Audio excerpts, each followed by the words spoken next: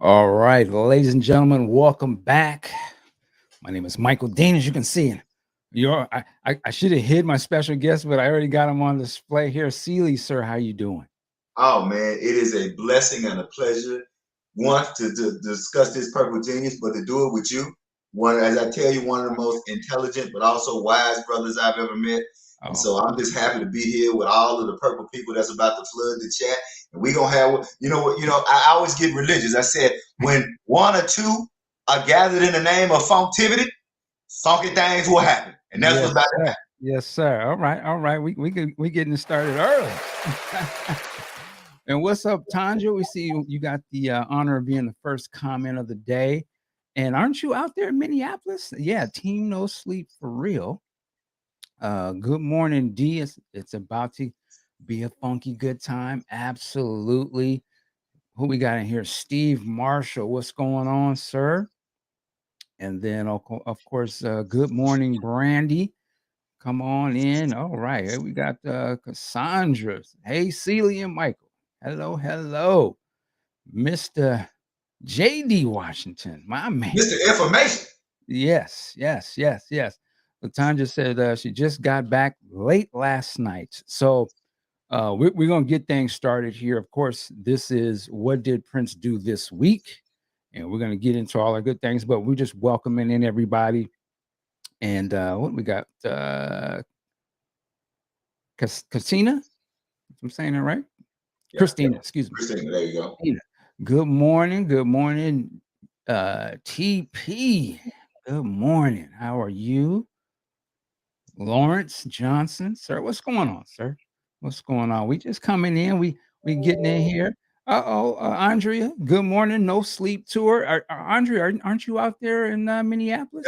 They out there burning that purple candle on both ends. Exactly. Exactly. Good morning, Nikki. How you doing? Love sexy. Good morning, man. Everybody's coming in, loving it. Brandy, see, everybody looks so good at celebration, loving all the posts. Absolutely, yeah, a lot of great pictures. Looks like people are having a great time, so you gotta love that. April comes in from Tampa. What's going on, April? All right. Yes, yes. Lisa, good morning, Purple family. What's happening out there worldwide? We out here all over the place and we just getting in settled. Now, let me first before we get going, and let me show Sister Charles. Sister Charles, hello, hello. How you doing? We want to give much love and salute, blessings, everything, sending good vibrations to our esteemed leader, my co-host, D'Angela. She is going to be hitting the stage today, along with Rodney, uh, Dr. Funkenberry, and also Casey Rain. They're going to be hitting that stage. So we want to send them a lot of love today. Y'all got this. You're at home right now, so man, just be in the moment of it and appreciate it. Well, we got something. Seeley, what is it you always say about the mofo? That's our disclaimer. See, Brother Dean gonna give you the official disclaimer, You but gonna the get real disclaimer is we don't know them mofos and don't care what we think. I So love it. that's the official, that's the real disclaimer. We don't know them mofos and don't care what we think, what they think, because we gonna have a funky good time. Absolutely. And with that said, welcome to week 23. What did Prince do this week? 1983. Let's get it going. And so now we'll get into our official disclaimers here. The estate of Prince Rogers Nelson is not affiliated, associated, or connected with the What Did Prince Do This Week book club series, nor has it endorsed or sponsored the What Did Prince Do This Week book club series. Further, the estate of Prince Rogers Nelson has not licensed any of its intellectual property to the producers, advertisers, or directors of What Did Prince Do This Week book series. But as my man Seeley would say, We don't know them mofos and don't care what they think. On with the show. absolutely, absolutely. All right, we'll clap for that. Clap for that. Now, I wanted to, is anybody in the chat? Are they in Minneapolis? Have you been to some of the events that have been going on? Did you go to celebration? Are you on your off time now? I'd love to hear if we got anybody in the chat can tell us what they've been feeling out there what's the vibe, the energy, what's been going on. Barbara, what's this, Barbara? You said this is my first time catching a live from the beginning. Oh, okay. Well, welcome, Barbara. Where are you at, Barbara? Where are you at in the world? We're trying to get everybody in. Uh-oh, I see a web diva. You on your off time. Okay. So you on the diamond or the pearl? Which track you on? And also tell me what you thought about the music, the unreleased music that they played. I'm curious what people's reactions were to that. All right. And we're going to keep it moving here. If you want to follow our schedule, there's the link to that. And you can also scan the QR code there and stay up to date with us as we meet every week. And you do not need the expanded edition to participate, but it certainly doesn't help if you do got it, which got that right here. So shout out to Duane Tudahl for doing the work on this book. It's a lot. Oh, so we got so you're on the diamond. Okay.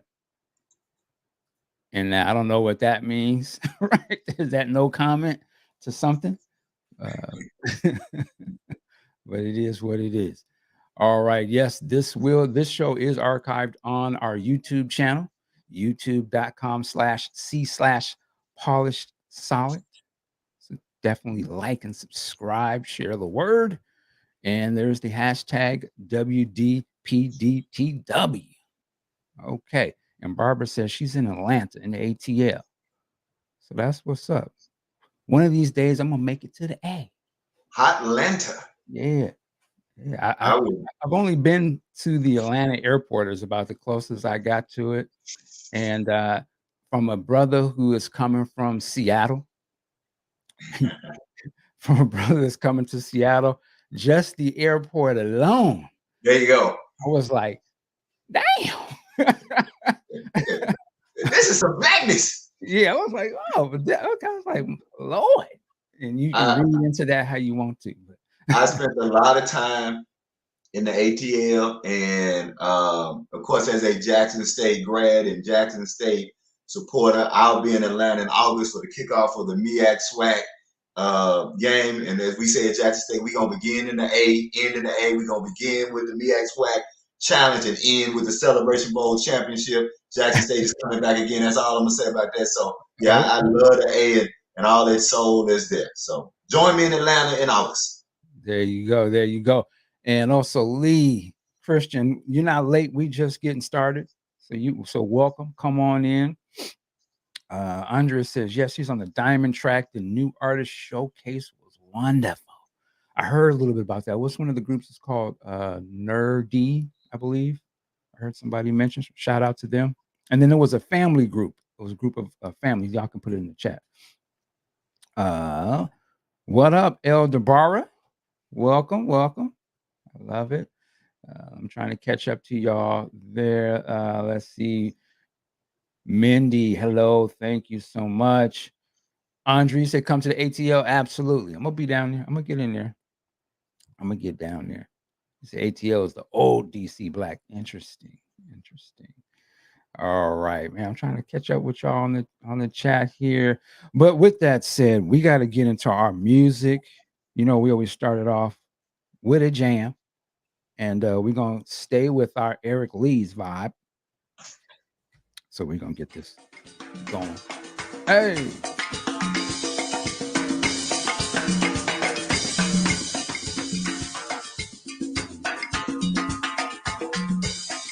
Oh, these are the names of the groups right here. Nerdy and none above. But right now we on Easy Does It. It's like when you have the line, you're like, yeah.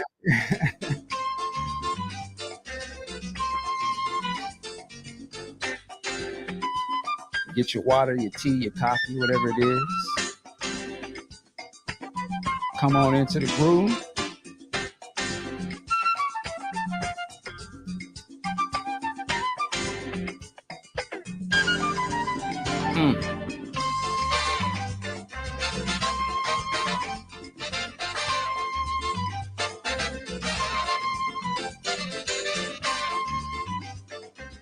you know, it's wonderful that this has not aged, right? Or it has aged well, right? This is not something that you go, oh yeah, that's a 19 whatever song. This is just still a good music vibe. Yeah, it is. Yeah, it is. For me, my thinking, it just sounded Caribbean or some kind of, just I'm on the beach. Yeah. You know what I'm saying? You know, this one you on the beach, you got your drink, you with your lady and stuff. You say, you better not look over there. And now my eyes is right here. My eyes is right here. Or either way, or you see a brother right here. There you go. Keep your eyes straight. Oh, so this is one of my Times Square. It's my second favorite Paisley Park release. My favorite is Cinderella Theory. Really? Oh, I love Cinderella Theory. I love Cinderella Theory from beginning to end. It opens powerful, ends powerful. Love Cinderella Theory. That is my go-to non-Prince Paisley Park release.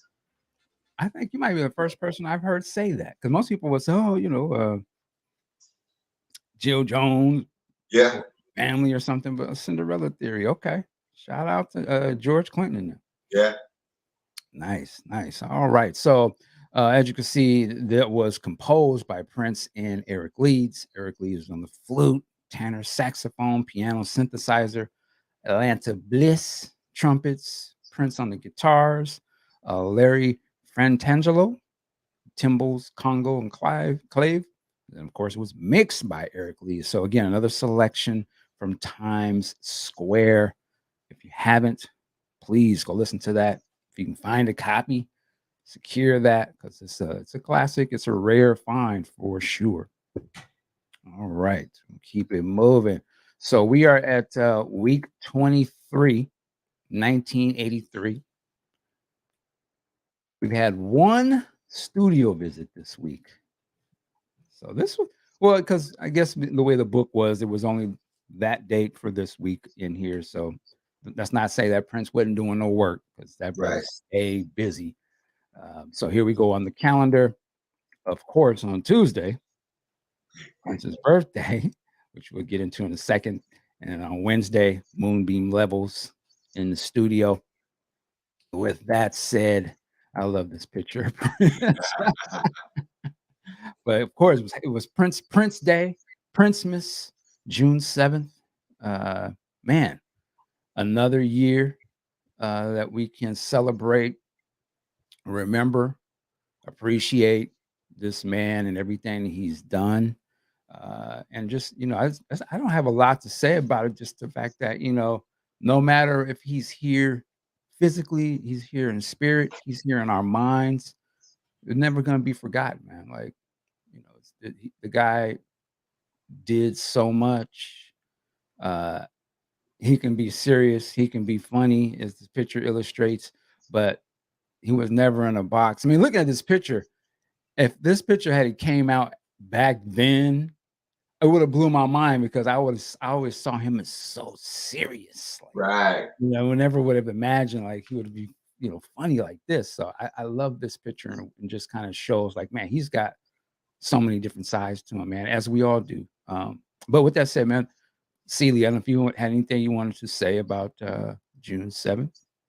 And it's funny that as someone who for years I never celebrated holidays and birthdays, and the only one I really remember is my wife's birthday, because I want to stay married. So I mean, and for years I tried to get away with the fact my wife got married and her birthday is the same month. So I tried to pull that one month, one gift, but you can't do that with your sister. I mean, you try that and you're like, no, she's like, no, think again. So, but it's one of those things where for whatever reason, around this time of the year, I'm conscious that that his day, and of all the things which I return is the Glam Slam, the '94 Glam Slam, when he set up in Miami, and he had the video in LA and Minneapolis. Yeah. That to me is like the quintessential. And I know Prince did different birthday celebrations, but the quintessential Prince birthday celebration for me would be the '94 Glam Slam. And I guess I would also say, to bookend it with the 86th birthday concert in Detroit. I think those two for me are, finest Prince celebrating his birthday. And like you say, it's more of a just making a notation that somebody made the most of their life, right? Prince is the best example that the two dates on the end of your tombstone don't matter. It's the dash in the middle.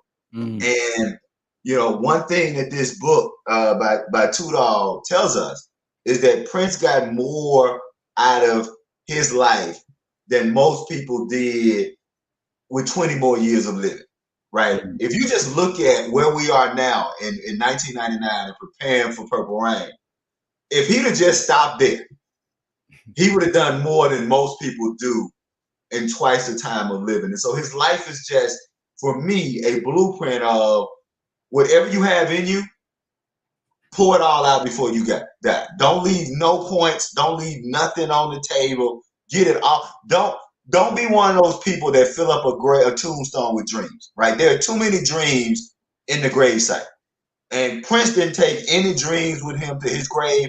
He gave them all to us. And now we can take those dreams. We can take that nourishment and then continue to fertilize the world with all this fun. That's it. Man, we're done. Amen to that. Yeah, absolutely. You say don't leave no dreams. What'd you say? Said don't take them dreams to the gravesite, man. Don't leave them on the table. It's too. Every time I pass by a gravesite, the first thing I think is look at all those dreams that's over there.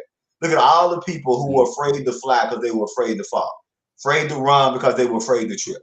Right. The one thing we can say about Prince was not afraid to slip. He was not afraid to trip. Hey, we've all seen the James Brown, Michael Jackson when he tore down the stage, and we mean literally. He didn't tear down the stage because he was up there doing well. He literally tore down the light post. But even with that, right, he understood that you can't be great without willing to fail, and that's what he did. And I think more of us need to get over our fear. Stop being afraid of being silly. Stop being one of my favorite songs is the song Shackles, right? Shackles on your feet, right? And I love the line where it says, don't let nobody hold you back. Remember, you're the one they laughing at, right? Take them shackles off your mind and your feet. Prince was the ultimate shackle breaker. And it would be a shame for those of us who claim to love Prince to live our life scared. It would be a shame for those of us who claim to love Prince to live our life not doing exactly what we want to do. So if you in this chat and you watching this recording and you got a dream, look at Brother Dean. Brother Dean is one of the most noted, most respected Prince scholars. Why? Because he decided to do what he wanted to do. D'Angela Duff is one of the greatest fountains of Prince scholarship. Why? Because she decided to do what she wanted to do. And so many of y'all in the chat, Brother Lee Christian, a great musician out there, Brother J.D. Washington, Sister Tanja, Sister Andrea, all those people doing those wonderful things. Look at Sister D out there getting her PhD and doing all these other things. This is because Prince has made, the soil is fertile, folks. All we got to do is eat that fruit and continue giving. That's it. Amen. Nah, but that was on some real shit. Like, wow. Oh, Lord. Well, you filling me up right now, man. Like and a lot of what you said, I'm sure with a lot of people, it hit home. Like, you talking about me? Like, if it fit. Yeah. But man. Okay. All right. We're just getting started, sir. You give us a minute to get get in your pew, get in the seat now. Sister Mothers sitting up front. There you go. Tip on in with that one finger. Some of y'all know what we're talking about. I love it, man. All right. Let's get back into it. So, studio visit. We had the one studio visit here Wednesday, June 8th, 1983. Kwa Trail Home Studio, Chanhassen, Minnesota. Moonbeam Levels. So, listening with additional work. Producer Prince, engineer unknown. Seeley, do you have the book here? Do you mind starting us out, man? Just page 94. Sure. Chapter and verse, Wednesday, June 8th, 1983. Yes, I will. And I will say this. I want to start by saying to Brother Tudahl, Brother, we love the research that you've done, but you need to understand this font, brother. You got some geriatrics out here reading, man. I got geriatric eyes. I had forgotten how small the font was, so I went back to get ready, and I was like, "Good Lord, can the brother get some 12-point font?" Yeah, I'm ready. All right. So of course, it begins with the quote by Sister Jill Jones. She says, "I didn't sing on that song, but I liked it a lot. I knew Susan and the girls were around during that time. If I recall it is a great song. That's when he started experimenting with that croaking voice as well. It's like an alto and a warm sound. Beautiful. I'm surprised it didn't come out." And of course, this Jill Jones. Then going into the text, it appears that Prince grabbed Moonbeam levels off the shelf and likely listened to it for consideration for the Purple Rain project.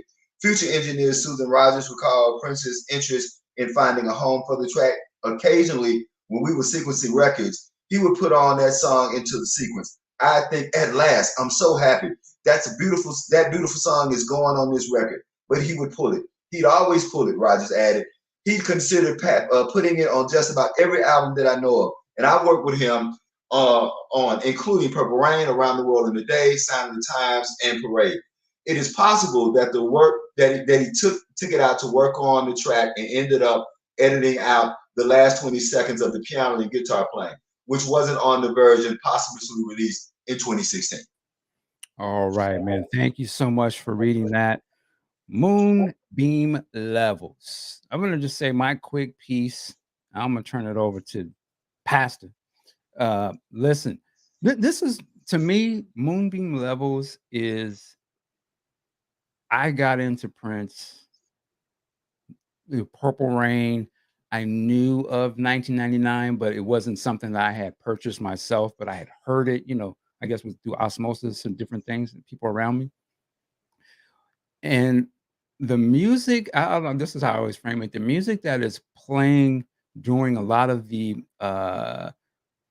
spoken moments in Purple Rain, like when you hear Possessed and some of that other ancillary music, in my mind, that's like my first, like, yo, that's like I know that's his music. It's a certain sound to it and aesthetic. And this song, Moonbeam Levels, feels like for me, it is pulled from the best of that sort of period. Like it has all of the hallmark sounds that I sort of associate with Prince during that period. And I think one of the first times, I don't remember when I first got to really hear the song, it might have been a bootleg or something. And I was just like, yo, that's that sound. That's that kind of classic Prince kind of sound that I think of. Like I think of Prince at the piano as the kid.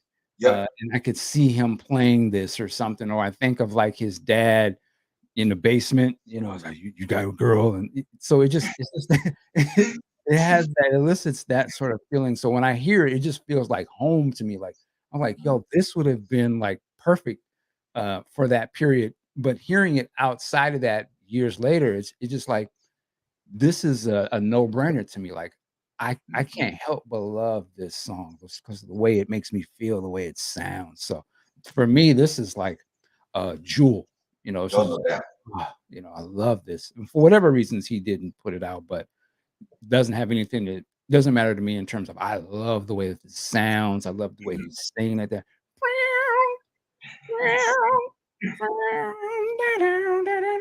It just sounds like Purple Rain, it just has that kind of feel to it. It's hard for me to describe. So that's sort of my take on it. I would love to hear you speak on this. I'm going to turn it over to you. So y'all indulge me for about 5 minutes. I prepared just a small, brief analysis of the song, and then I want to hear from folks in the chat. When I first heard the music, I didn't think that Moonbeam Levels belonged on 1999. But after listening to the lyrics closely, it is very much a song in the concept of 1999 because it's about nuclear holocaust. As he states, quote, boy loses girl in a rainstorm, nuclear World War III. All that's left is pain and sorrow as far as he's concerned, end quote. Thus, it's one of Prince's most moving and creative lyrics. I love the Stevie Wonder reference, quote, maybe he would like a nice condo overlooking the rings of Saturn, end quote. Because that's a direct troping of Prince's song Saturn, which is about moving or returning to Saturn to escape the wasteland that Earth is becoming due to human iniquity. which is rooted in fear, ignorance, and greed. Moreover, this theme of escapism in Moonbeam Levels is the bedrock in Prince's overall lyrical messaging, from Uptown on Dirty Mind to Free Yourself on Hit and Run Phase 2, in which Prince was always compelling listeners to recognize the damage that humanity was doing to itself and overcome that iniquity to build the utopia that he believed that humanity was designed to create. Interestingly, humans and pigs are the only two animals on the planet that completely destroy where we live. No other animal does that. Even sheep, which isn't the smartest species that we have, by the way, sheep will stop grazing grass once it gets to a certain level to keep from destroying its habitat. Therefore, with Moonbeam Levels, Prince is employing humanity to recognize its role in its own destruction and to seek our higher selves rather than continuing to wallow in our primitive state of being. Additionally, Prince shows himself to be both insightful and prophetic with the following lyric, quote, "A newborn child knows nothing of destruction, nothing of love and hate. What happens in between is a mystery because we don't give a damn about his fate," end quote. On the one hand, Prince is being insightful because he's asserting that every action or behavior is a learned action or behavior. As such, if humans think that the world is bad, then with these lyrics, Prince is asserting it's our fault because nothing exists in this tangible or physical world until humans think, create, and execute it. Therefore, the line that he troped, this line that I just quoted, troped one of his older songs, Sexuality. Remember when Prince declares, quote, "Mamas, don't let your children watch television until they know how to read, or else all they'll know how to do is cuss, fight, and breed. No child is bad from the beginning. They only imitate the atmosphere. If they're in the company of tourists, alcohol, and U.S. history, that's to be expected. 3 minus 3, absolutely nothing." So in Moonbeam Levels continues Prince's assertion that the hell in which we are living is generational and constructed by the older generation disseminating its iniquity, whether consciously or subconsciously, to the next generation. Again, that's why he states, quote, "A newborn child knows nothing of destruction," end quote. He's making it clear that the adults are the ones failing humanity and that our wayward children are merely a reflection or byproduct of our failure. Yet, along with being insightful, the song is also prophetic because it anticipates our current debate over abortion. To be clear, I'm not saying that Prince is making a pro-choice or pro-life proclamation in Moonbeam Levels, but the song does speak to the hypocrisy of a pro-life movement when he states, quote, "A newborn child knows nothing of destruction, nothing of love and hate. What happens in between is mystery because we don't give a damn about his fate," end quote. Prince is essentially arguing that it's hypocritical to claim to love children and demand that they have a right to be born, yet we do nothing by way of providing proper resources and education to ensure that that child has everything it needs to have a healthy, happy, and fulfilled life. This is what he means when he says, quote, "We don't give a damn about his fate," end quote. The very people who claim to be pro-life and fight for children to be born are the same people working to cut the necessary funding needed to care for those children that they just force people to have.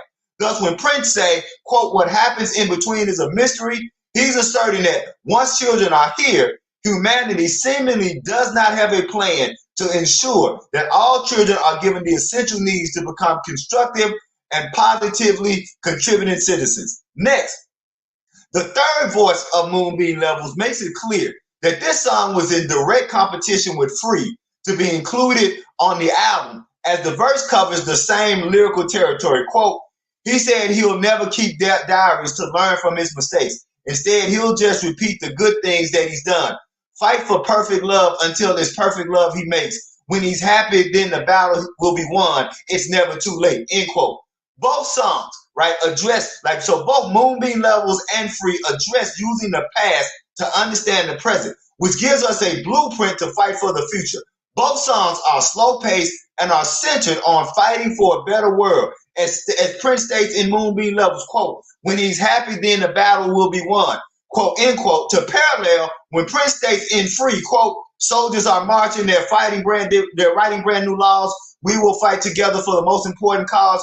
Will we all fight for the right to be free," end quote. In both songs, Prince is making his listeners aware that the greatest battle that humanity will wage is the internal war of overcoming human iniquity that manifests itself in physical issues such as war, colonization, slavery, classism, and any attempt to control someone or some group due to fear, ignorance, and greed. Yet in both songs, Prince is clear that this battle is a metaphysical or spiritual battle, because that's another major theme of Prince, that all physical issues are merely a reflection of spiritual depravity. In both of these songs, freedom must be obtained mentally and spiritually before it can be manifested in the tangible or physical world, which is why Prince adds, quote, fight for perfect love until it's perfect love he makes, end quote. And of course, as many of you realize, this line evokes a song that will be written 15 years later, The Love We Make, in which Prince declares that, quote, the only love there is the love we make, end quote. As such, in both Moonbeam levels and Free, Prince is very clear in his spiritual mantra, as the Moonbeam levels are a metaphor for love or positive energy, the type of love or positive energy in which humans must love to be conductors, so that the love of God or the love of the universe can flow through us and emanate through all humanity to create the desired utopia. Finally, while I'm not one of the people who think that Moonbeam levels should have replaced Free on 1999, it is another testament to Prince's lyrical prowess and his ability to answer William Wordsworth's call that the poet's job is to make the familiar unfamiliar so that the audience can re-recognize it. Through vivid yet soft imagery, Prince takes the then very real threat of nuclear global holocaust and creates an intimate depiction of what will be lost if humanity does not find a way to overcome its iniquity. 2 years before Sting releases the song Russians, in which Sting sings, quote, I hope the Russians love their children too, end quote, Prince is painting a serene portrait of humanity rather than making the issue about nations and their colonistic politics. It's not that the song is less political, but like much of Prince's work, Prince situates or anchors social political issues in the body of individuals rather than in the mass of nations, so that what is truly important and precious about humanity can be understood and worth saving. And through Moonbeam labels, Prince makes it clear that if we are not intimate with each other, then there's no way we can be intimate as a humanity and as a love that the globe needs. Thank you. That's it. Woo!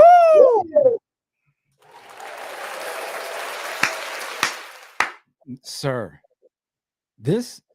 you are why they made the internet. So because man, it's an understatement to say I love the way that you analyze, you look, you break down, and you articulate and speak passion about Prince. It is exactly what we love and need. You just like made me think of this song in a whole different sort of capacity that I wasn't even seeing it like that. And man, I love you, man. Like absolutely, Thank you, I love you, man, for real. Like this, man, and incredible. How do you, I had to ask you a question, like how did I want to jump away from the Prince just for a quick second. As a child, as a younger person, did you see things like this? I mean, would you, you know what I mean? Like, yeah. So as a poet and a short story writer. When I was a child, both my parents were readers, and that was the point in my life where I had more books than toys. So when I was 6, 7, 8 years old, my father had these 2 magazines that were famous for the Black Arts Movement. People like Amir Baraka, Nikki Giovanni, Sonia Sanchez. So he had these 2 magazines, these collections of magazines. One was called Negro World, and the other was called one was called Negro Digest, and the other was called Black World. And they had all of the poems and essays by the Black writers of the 1960s. So for me, this is what I was reading between the ages of 7 and 10 years old.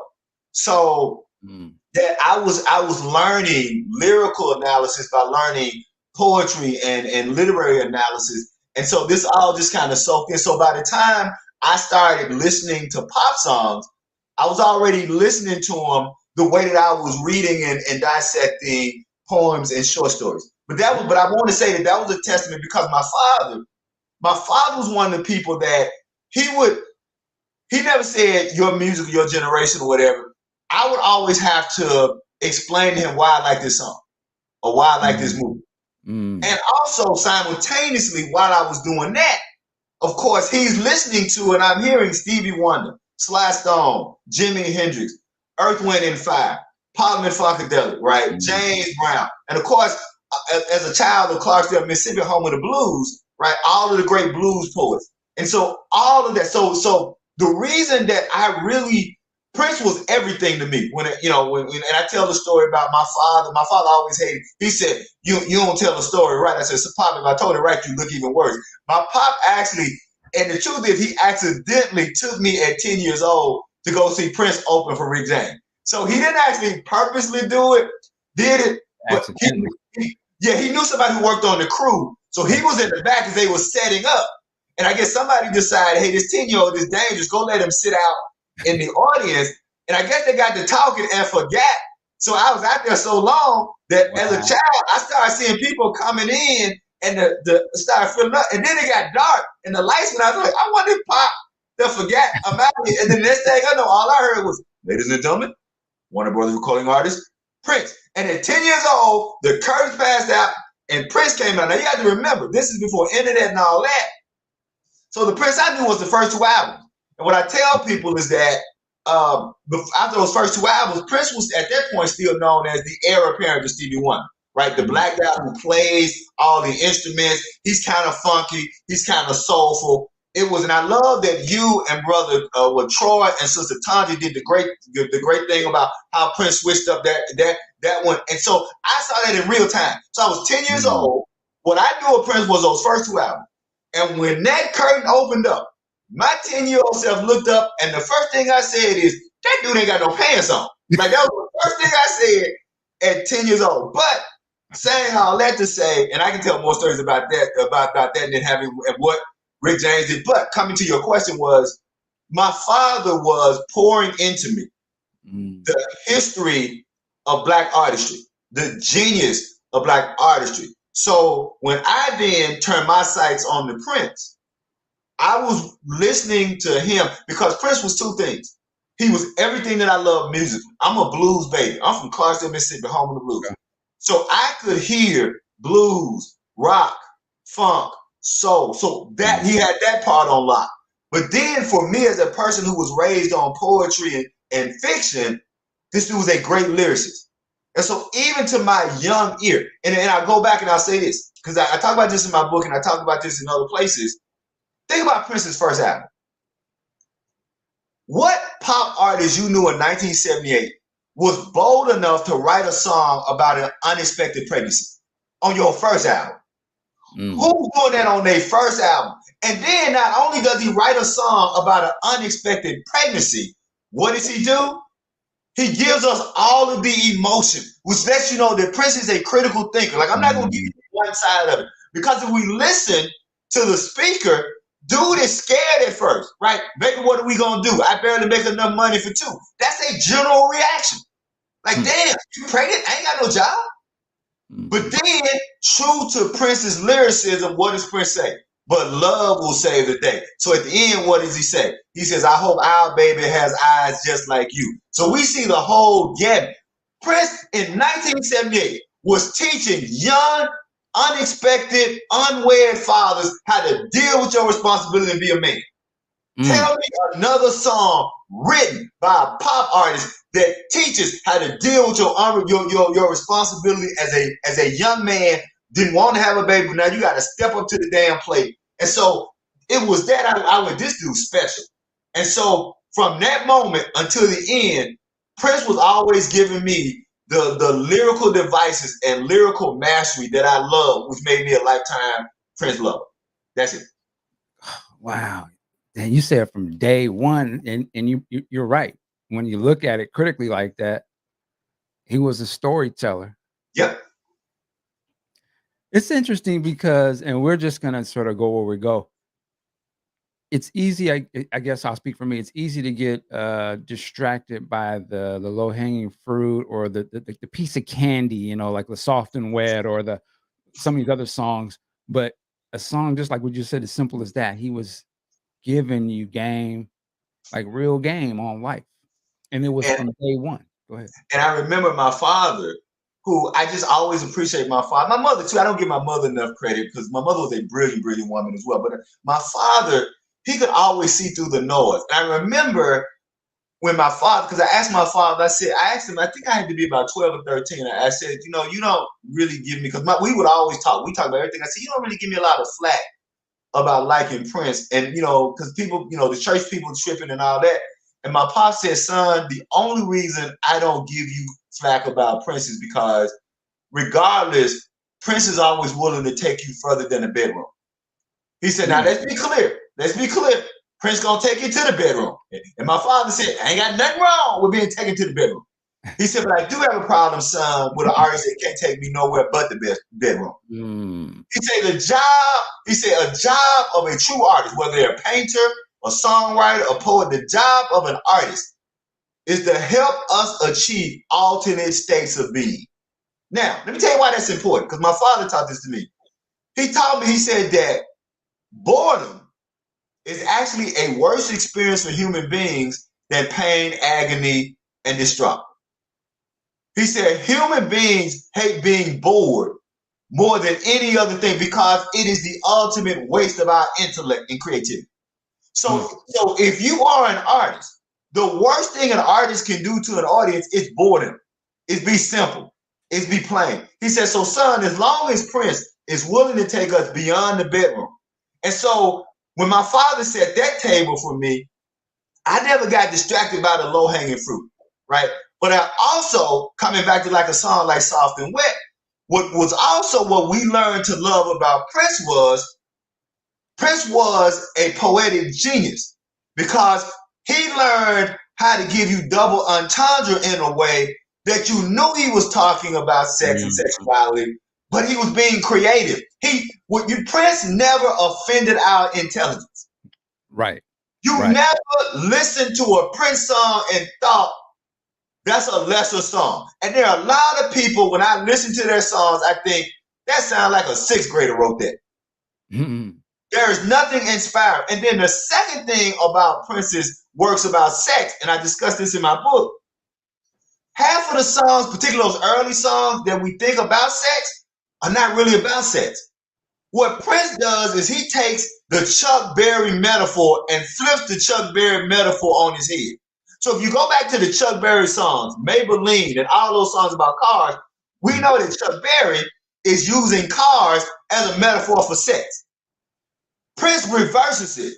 Prince uses sex as a metaphor to discuss human neurosis. So let's take a song like Little Red Corvette. Little Red Corvette, Rolling Stone named it as one of the, quote, horniest songs ever written. I ain't got no problem with that. But if you really analyze the lyrics of Little Red Corvette, you know what that song is about? That song is about heterosexual male schizophrenia. Because as heterosexual males, we don't know if we want to sex a woman or save her. Wow. We don't know if we want to be Captain Save a Chick or Captain Sex a Chick. And when I say that, here's what I mean. The first part of Little Red Corvette, what is he saying? Baby girl, you need to slow down. You out there too fast. You running so he's trying to save her, right? Come on, baby girl, don't put yourself out there like that. You need someone to take care. But then in this second part of the song, we realize, oh, he only wants her to slow down so he can drive her. So heterosexual men, we're schizophrenic. But if we don't recognize our schizophrenia, we'll always be toxic. So on the first hand, he's talking about saving the sister. Second hand, he wants to be the one driver because that limousine ride is smooth, baby. Oh, you said that something about an ass, like that's it. He said that ass got to be a limousine. Wow. What's the name of your books? What's the name of that? It's called The Lyrics of Prince, a literary look at a creative musical poet, philosopher, and storyteller. But if you just Google The Lyrics of Prince by Liegh McInnis, you can find it. Man, I could just sit here. We could just sit here all day. I just throw a song at you, like, okay, what was But go back, like, so when you go back to Soft and Wet, right? Yeah, go ahead. We know what it is, but it is what it ain't, right? See, the great thing, you know what? Let me tell you something. You know why people love poetry? And I always tell this to young students. You know why people love poetry? Because all human beings love slick-ish. We all love to say some slick-ish. Mm-hmm. And Prince was the master of slick-ish. There was really very few people lyrically who was the master of slick-ish. And he would often drop that slick-ish in places you never expected. You can burn up my clothes, tear up the rap. Maybe not the rap. You know, he said, don't get too crazy. I'm still black. I'm still a man. You know, don't tear the Cadillac now. And, right. And so when you talk about Soft and Wet, what's great about it is it's imagery, right? What separates Prince from what you hear today is there's no imagination. There's no creativity, right? It's all stick it, lick it, this and that and that. Like I said, they sound like sixth graders. When I was sixth grade, I didn't want artists who sounded like me. I wanted somebody who could take me creatively and push me somewhere else. So Prince was always finding that way. And then you go to something like If I Was Your Girlfriend. I'm probably going to step on some toes with this one. The reason I always hated the TLC remake of If I Was Your Girlfriend is because, one, they either didn't understand the song, or two, they understood it and were too afraid to be as bold as Prince. Because If I Was Your Girlfriend is a song about a heterosexual male talking to his woman about breaking physical barriers so we can commune on a spiritual level. The problem with most heterosexual relationships, right? Just talking in the vein of the song, the problem with most heterosexual relationships is that men are taught to communicate as men, women taught to communicate as women. Neither one of them are taught to communicate as souls. And therefore, we often have our problems in our relationships where our best friend is usually not the person with whom we're in the relationship. Prince is saying, and If I Was Your Girlfriend, your woman or your man or your mate, that should be your best friend. So when he says, right, would you run to me if somebody hurt you, even if that somebody was me?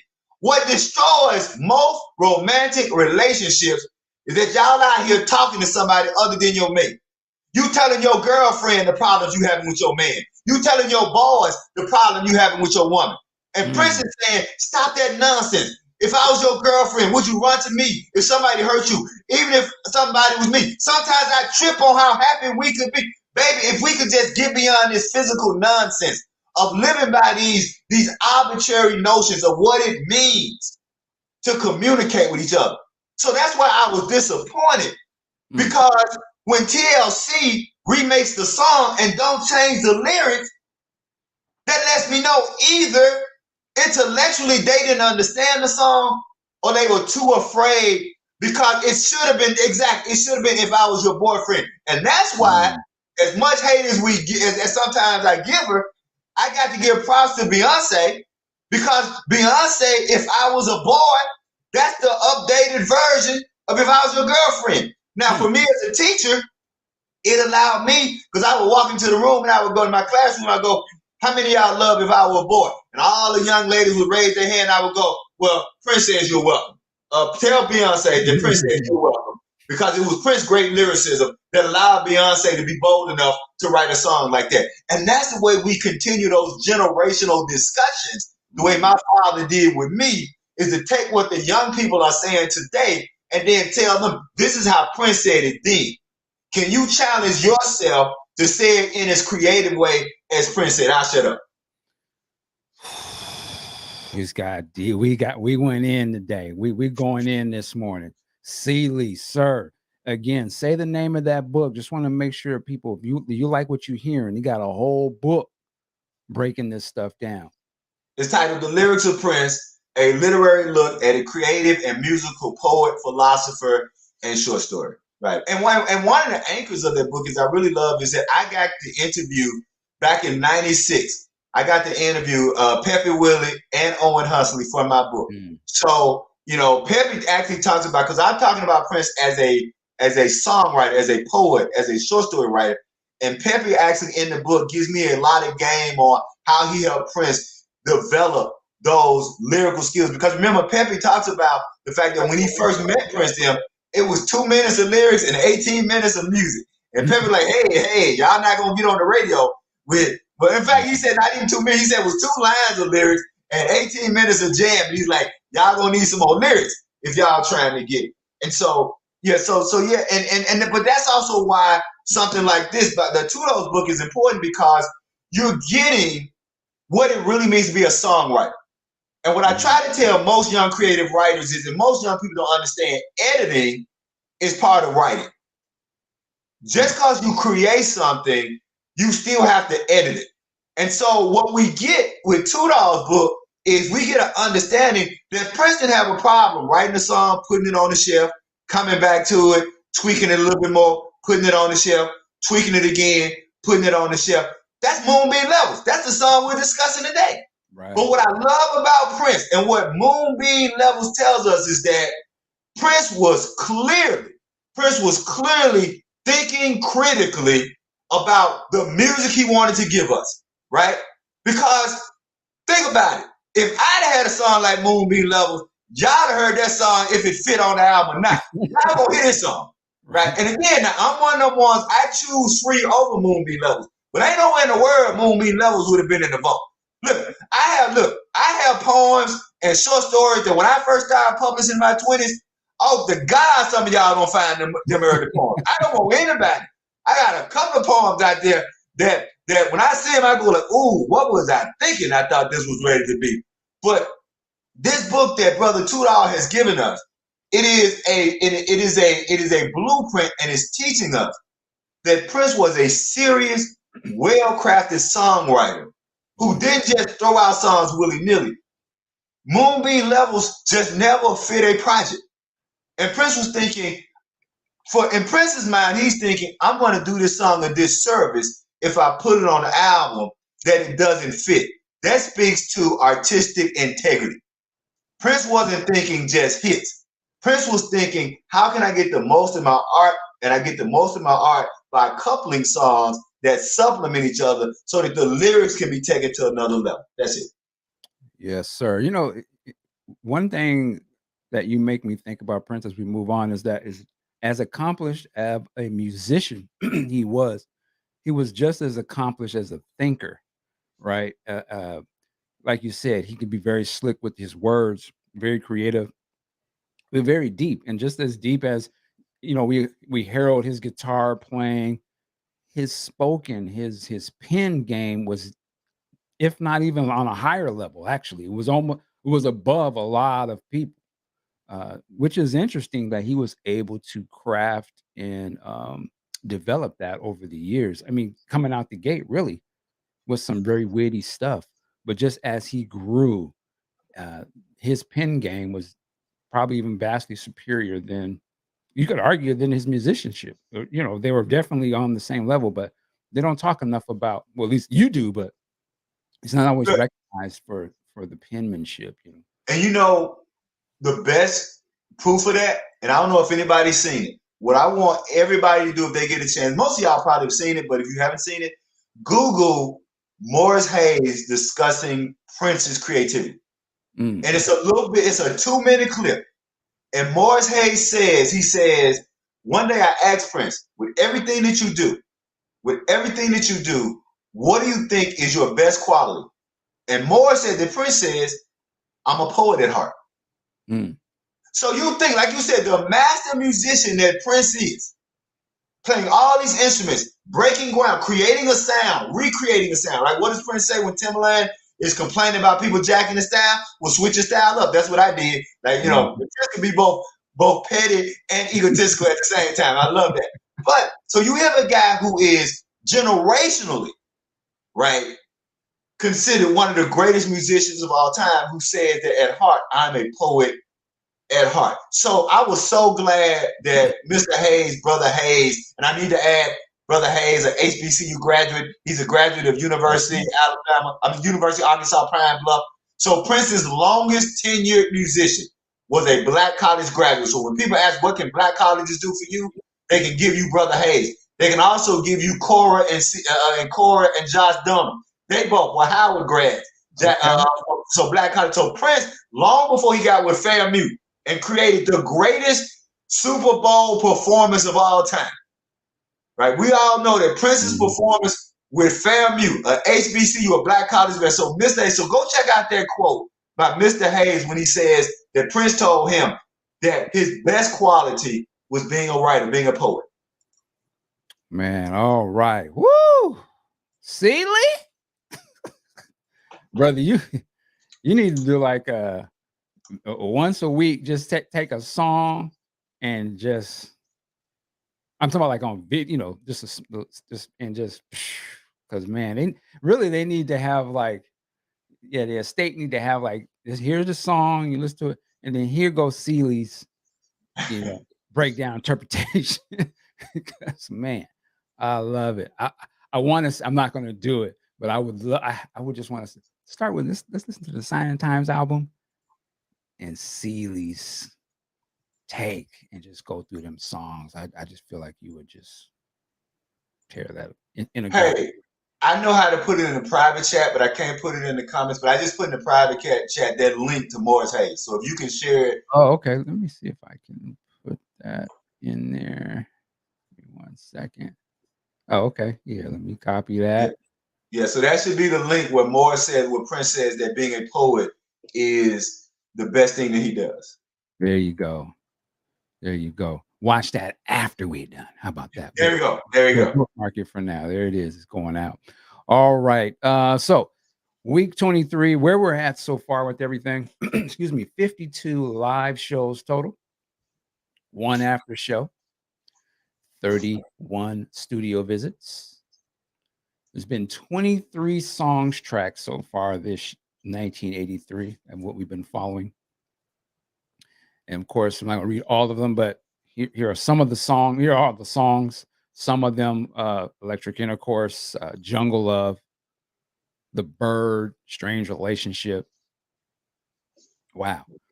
My Love Belongs to You, Sex Shooter, some unreleased stuff, Moral Majority, Let's Go Crazy, Vibrator, G-Spot. These are songs we've been talking about this past few weeks. 1 award ceremony, 1 TV show. All right. So the TV taping, when we talked about this, was April 4th. They did the Solid Gold show. And if you've never seen Solid Gold, go look on YouTube and just to check it out and see what that was. That was such a thing back then. It was because there was only rare moments when you would get to see a lot of particularly R&B black performers. And Solid Gold was one of them spots where you unless you were watching like Soul Train or it was a local thing in your region that you live, Solid Gold was pretty much national. Yep. Was it Marilyn McCoo? Yep, Marilyn McCoo, and she remember because she had just split with Billy was Marilyn McCoo and Billy Davis Jr. something like that. Oh, okay. They had the song. You don't have to be a star, baby, to be in my show. That was the jam. Okay, that's right. Wow, it's so funny. Just you sort of forget these names, but there's always these people from our times or even times of the day, or sometimes you won't remember about them years later, but they were very important to the culture and things that were going on. You were going to say something. Go ahead. Yeah, check this out. I just realized Marilyn McCoo and Bill, I think I want to say Billy Davis Jr. Not only did they have their hit song, You Don't Have to Be a Star, if I'm not mistaken, they were from the group The Fifth Dimension that I think had the song, was it Let the Sun Shine In or something? Well, somebody tell me, what was the big hit by The Fifth Dimension? I want to say it was either I just can't think of the song title. Yeah, and so that was like their second, right? So Solid Gold was Marilyn McCoo's third hit at star. Age of Aquarius. That's it. Thank you. Okay. Age of Aquarius. So yeah. So that was Marilyn McCoo's third hit at stardom. Nice.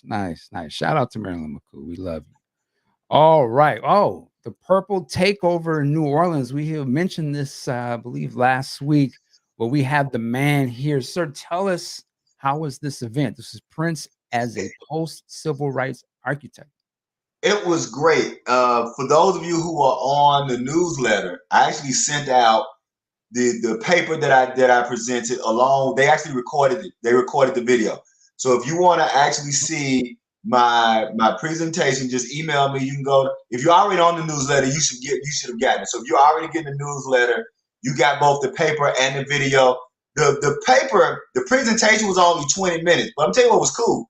Them folks kept me in there 40 minutes after the paper asking questions. So I guess the paper was okay that we did a 40-minute Q&A. And it was, for those who don't know, what I did was I did the paper around Prince's Rude Boy button. And the paper is around how Prince was using that button to reclaim reggae through punk.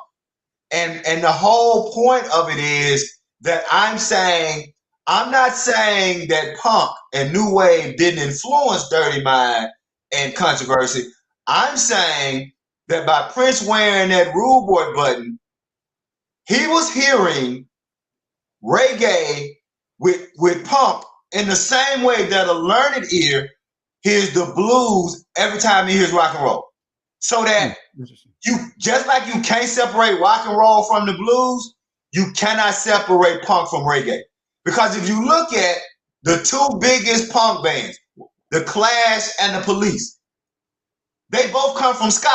They both come from two-tone. The Police and The Clash, one of The Clash's early hits and one of The Clash's biggest albums were both produced by legendary reggae musicians.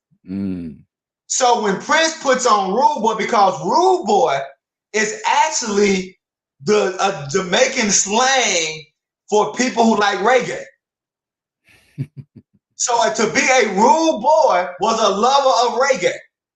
And so what the British youth of the 70s did, the British youth of the 70s took the rude boy culture and created punk, created new wave.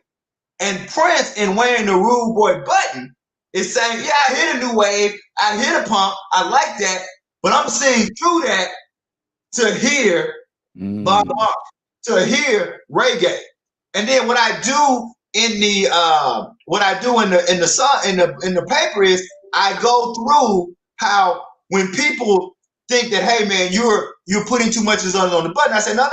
Prince had a history of writing reggae themed songs, because let's not forget, If It'll Make You Happy, right, was actually considered for 1999. And don't forget one of my wife's favorite songs, Blue Light. Yeah. Don't forget Prince's rap to the sun, the moon, and the stars is straight reggae. That's right. So Prince had a history. Now, I'm not saying you may have liked those songs. I'm not even saying they were good reggae songs. What I'm saying is Prince was well aware of reggae. And then the way I end that section of the paper, and don't forget, what was the number one highlight of Prince's last tour?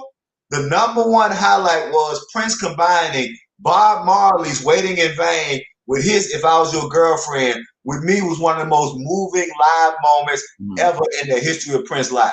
So those of you who haven't heard that bootleg, any of the bootlegs to the microphone, piano and microphone tour, so this is just personally for me, Prince merging Bob Marley's Waiting in Vain with If I Was Your Girlfriend is one of the most wonderful live moments. And so I track through all of that, and I say, so when Prince is wearing that Rude Boy pen, he is definitely giving a nod.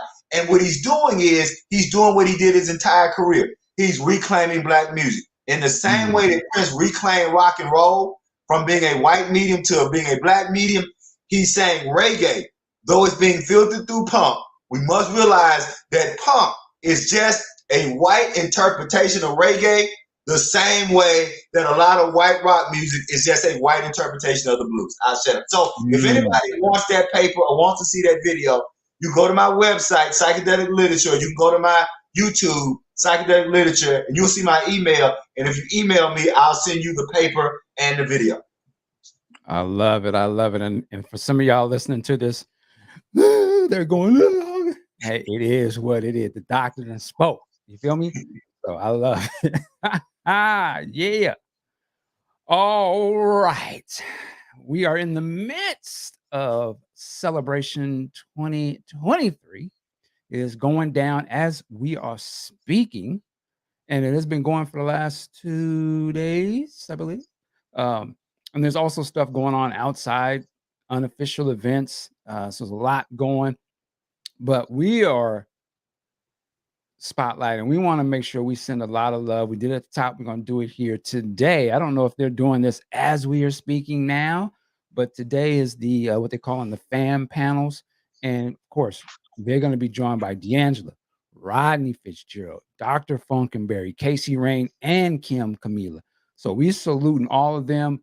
We sending love to them. Y'all have the best of times. Make us proud. Do your That's right. thing. But we just want to send them love, and hopefully they're having the time of their lives right now. So we love that. This is new to me. I didn't catch this. So there is a documentary that's going to be coming Yes. on June 11th, Sunday, 9 p.m. Eastern. It's going to feature D'Angela. She's going to be featured on here for the first time in a documentary. It's called Prince: The Final Secrets. It's about Prince's I can't even philanthropy. There we go. Alongside one of her musical bass heroes, Levi Caesar Jr., as well as Michael Bland and several others. So if you have the Reels network, please go check that out. I'm going to check and see how I can see this because this is, yeah, I definitely want to check this out. This is dope. Prince. Now up here says Prince, his final secret, but then here says Prince, the final secret. It's the final secret, whether it's his or whatever it is, but we're going to it's a secret.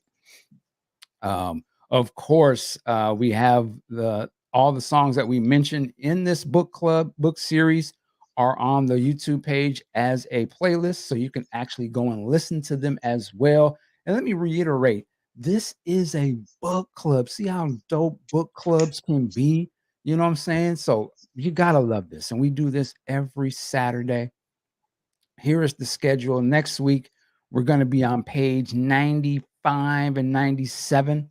I don't have it in front of me, so I don't know what songs we're going to be talking about, Ian. But please join us every week, or if you watch it during the week on a replay, please check it out. Let other Prince fans know that Hey, we're. y'all gonna be discussing "Baby I'm a Star" and "I Would Die for You." Oh boy, there's some big ones. We'll be pulling out some of the big guns. So we definitely invite you to share this and join us. And even if it's just you have friends that love to read, you should tell them. They ain't even gotta be a Prince fan. I would tell you one of the things that I use, I think that one of the things that I love about YouTube, I'm a big booktuber dude. I just like listening to people talk about books that they like, and then I like to go get those books, There you go. add them to my to be coming up to read things. So if you're a lover of just reading, period, or you have friends that love to read, tell them, yeah, you should check out this book club that goes on every Saturday. Plus, it got some black folks on here. Oh man, it's and, open to everybody, but I'm just saying you don't see it very often. Go ahead. and I say this about folks, and I tell people this: a book can be great even if you don't agree with everything. Right. I think don't think that that's part of critical thinking. So nothing is perfect. And so I want to tell all of us in our Prince fandom and in our wanting to know and do more, don't feel like you got to agree with everything or love everything, right? What we can do is respect, right? What this brother did, right? We can all go and nitpick and say, well, I would have wished this or that, or I think this, and then even the other book. But let's also be thankful for the information. Let's be thankful for the work. And even like with celebration, though I haven't been to any of the celebration, I have a kind of a personal reason why I haven't gone. But what I tell people is this about celebration: be thankful that you have it. Now that doesn't mean that we don't have to be analytical and say they can do this and they can do that. But go with a loving spirit and leave with a loving spirit. We need to learn to correct people in love. We need to love to say, here's what can be done better, but to do it in a loving tone. Because I think that's what Prince would want for us. So props to Brother Tudahl. props to the folks doing the celebration. Look, as you said, this is major for Sister D'Angela to be on with Casey Rain and brother, I think Franklin and Dr. Funkenberry. This is big because this is a voice that's that celebration that hadn't been there before. Right. Let's be really clear. I mean, I think folks need to, and this is the example that hard work is its own reward, right?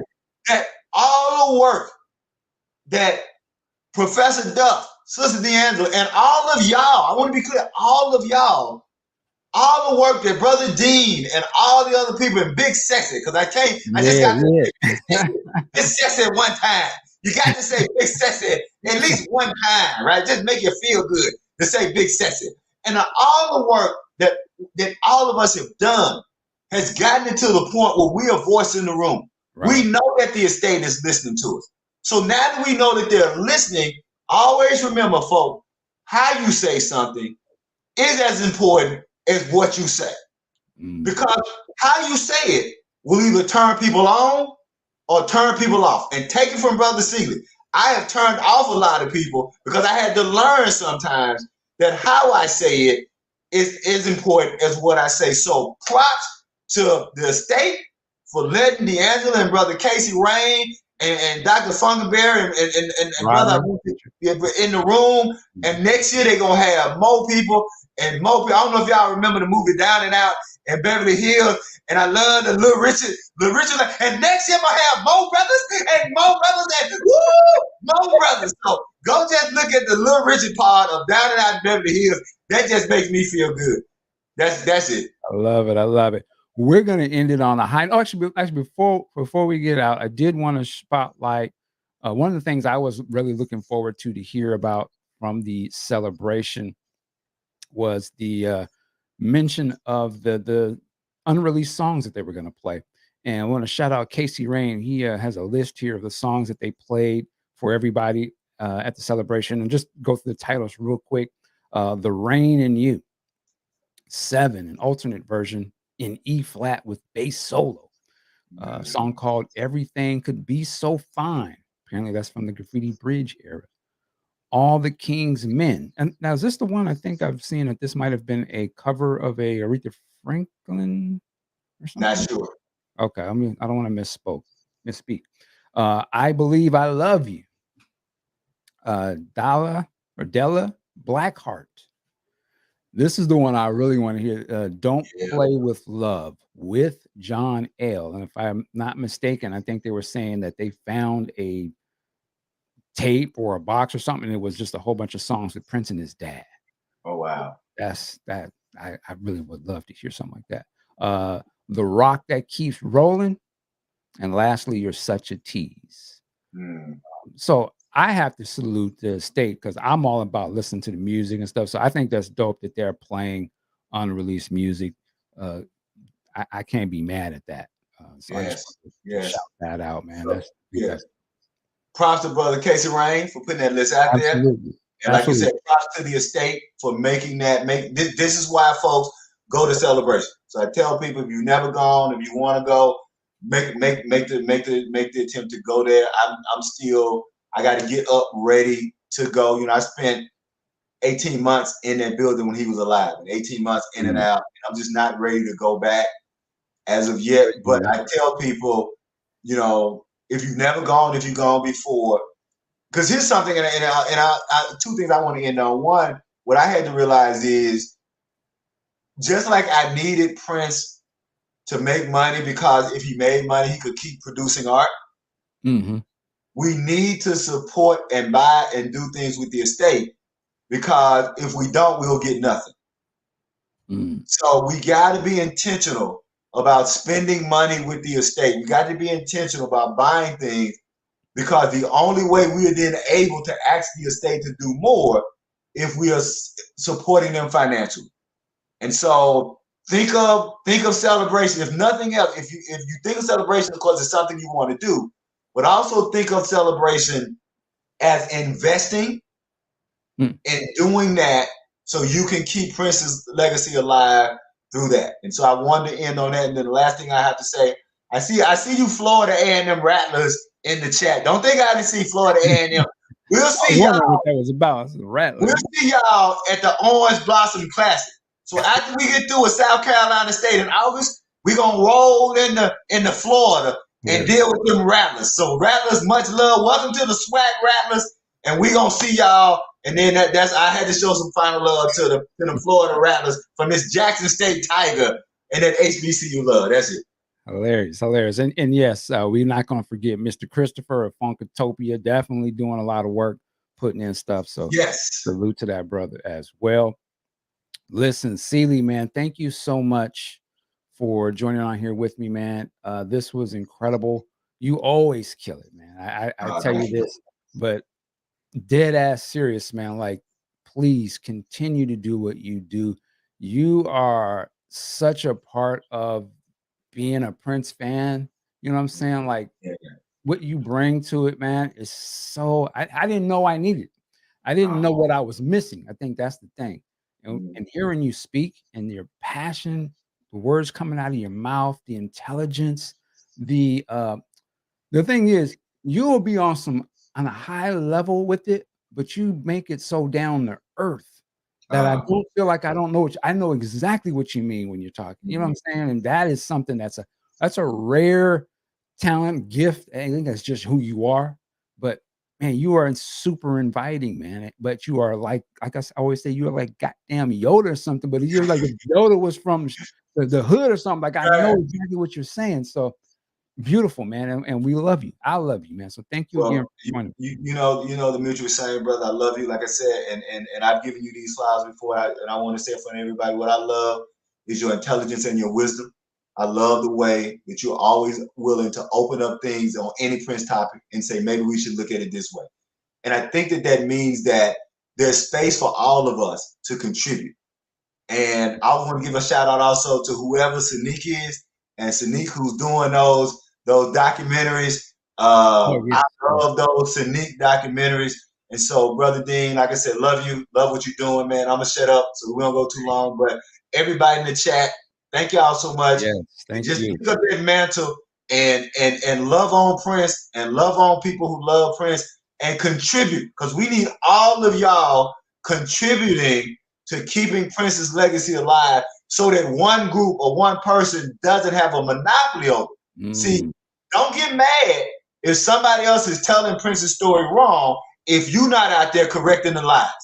The only way that people can lie about Prince's legacy is if we get quiet and don't correct the lies, and correct them lies no matter who tell them. That's it. I'm done. And with that, work it like a job. We'll see you next